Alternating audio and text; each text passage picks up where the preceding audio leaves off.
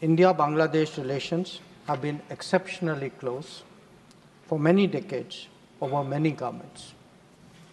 Concern about recent violence and instability there is shared across the political spectrum.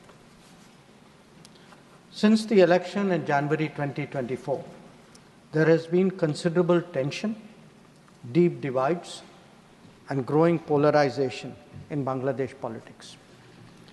This underlying foundation aggravated a student agitation that started in June this year.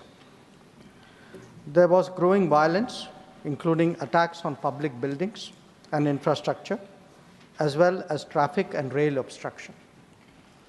The violence continued through the month of July. Throughout this period, we repeatedly counseled restraint and urged that the situation be diffused through dialogue.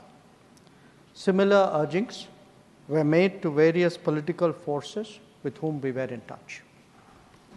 So, despite a Supreme Court judgment on 21 July, there was no let-up in the public agitation.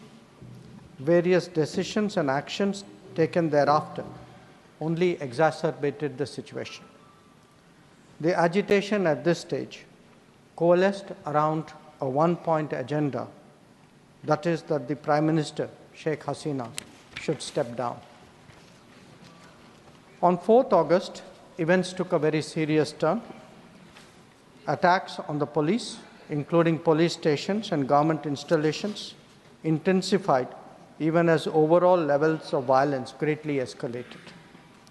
Properties of individuals associated with the regime were torched across the country.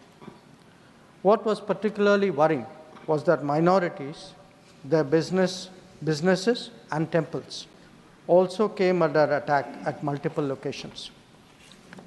The full extent of this is still not clear.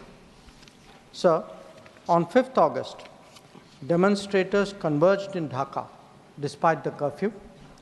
Our understanding is that after a meeting with leaders of the security establishment, Prime Minister Sheikh Hasina apparently made the decision to resign.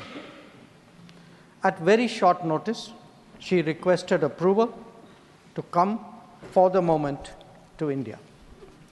We simultaneously received a request for flight clearance from Bangladesh authorities. She arrived yesterday evening in Delhi. The situation in Bangladesh, sir, is still evolving. The Army Chief, General Waqar-uz-Zaman, addressed the nation on 5th August. He spoke about assuming responsibility and constituting an interim government. We are in close and continuous touch with the Indian community in Bangladesh through our diplomatic missions. There are an estimated 19,000 Indian nationals there, of which about 9,000 are students. The bulk of the students, however, have already returned to India in the month of July on the advice of the High Commission. In terms of our diplomatic presence, in addition to the High Commission in Dhaka, we have assistant High Commissions in Chittagong, Rajshahi, Khulna, and Sylhet. It is our expectation that the host government will provide the required security protection for these establishments.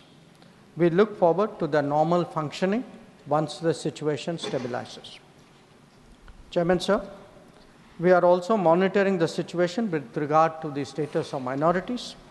There are reports of initiatives by various groups and organizations to ensure their protection and well-being. We welcome that, but will naturally remain deeply concerned till law and order is visibly restored.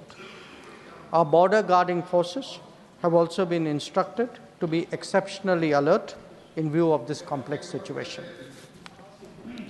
In the last 24 hours, we have also been in regular touch with the authorities in Dhaka. This is the situation as of now.